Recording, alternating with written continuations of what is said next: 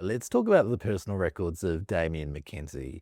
Top 1,500 points in that game against Moana Pacifica for the Chiefs. Obviously, far and away the top point scorer for the Chiefs in history. And then went with 2 tries past Sitiveni Sivivatu to be 44 tries and the record try scorer as well for the Chiefs.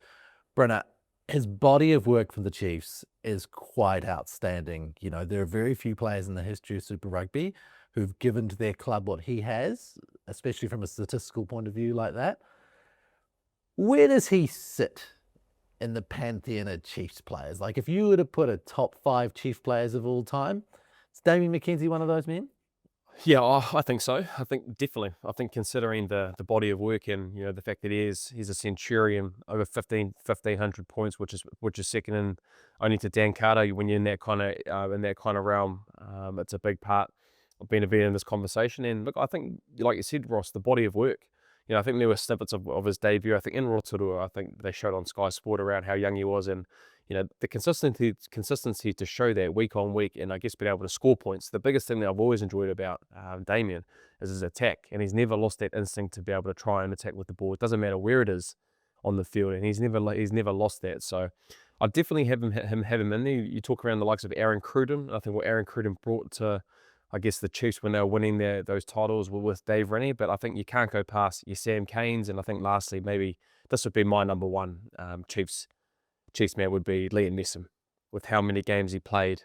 He was a part of the championship winning team, and I think when you do talk of Chiefs and what they kind of that mana that they do hold, Liam Neeson holds that massively, not only on the field, but what I guess he brings off the field into that community, and I guess with their group still being involved with the Chiefs as well. We've probably got the same 5. I don't know if I've got the order right, but I feel like Aaron Cruden just was the master, the orchestrator of 2012, 2013. Yeah. So I sort of had him at 1. Yeah. Then Hunger, Liam Neeson at 2. But I actually, listening to Bryn's argument, I feel like I want to sort that round now, but I'll keep it as I originally had it. Yeah. And then I've got D-Mac at 3. I think 1,500 points for the one team, top try scorer. Like, could you have any more impact on a club? Will he move up to 1 potentially? If he wins the title. Yeah. Yeah. I think so. I think with all those records and then a title, yeah, I think he would definitely be up there. Then I think the guzzler, Brodie Retallick and Sam Cane, again, 2012, and I know I'm focusing on that, but I think that was the really strong era, and they played for a long period that sort of brought Chiefs mana to life.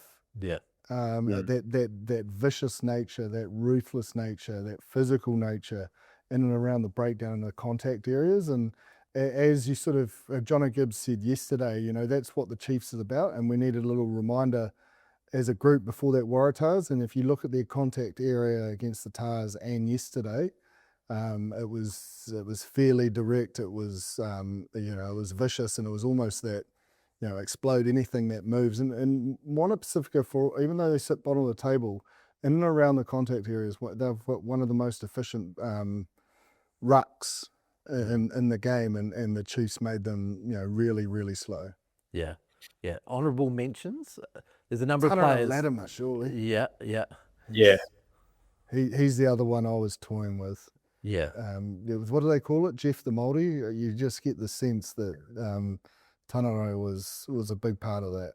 And then I suppose there were guys like SBW, but it was only there for a short period of time. Big impact probably doesn't make your top 5, but does make a lasting legacy.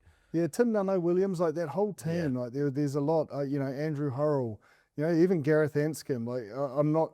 It's sort of disrespectful because you got to think like Stephen Donald, Mills Milano, they got that Chiefs side under Fozzie to a final. Yeah. Although it was a tough day at the office at final time, there's still players like that.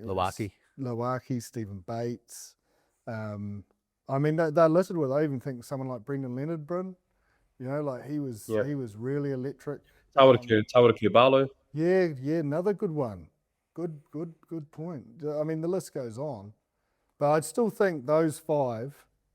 If you were putting a team sheet down, and you would feel those 5 are the first names down. Yeah. If you were picking an all-time Chiefs side to turn up at their very best, those 5. Yeah. I'd definitely have Lats at 6. He's a ferocious beast. Yeah, threw himself into a tackle. Yeah. Oh, I just think like his attitude. Like I remember when he came to the Blues, we were just having an average training, and he just called everyone in, and he worked out. He knew, and he didn't plan it. This is just how he thinks. Worked out there's 170 days to the final. Yeah. And he brought us all in, and he goes, this, Brenner, how many days to the final? And, doesn't know. You, how many days to the final? Jipper, how many days to the, I don't know. Well, there's 176, and we've just fucking wasted one. That was gold, and excuse my French, but I think you needed to understand the time. We'll put a little beep over that maybe. Yeah. And he goes, like, every day counted, every rep counted, and you don't always see that on the Saturday under the bright lights, but me, oh my, you felt it at training. It was special. Yeah, mate, you were just in quotes there, mate. Yeah. You weren't saying quotes. that, so we'll let it slide. I was just right in the moment there. Yeah. It was just, Brendan, were you there?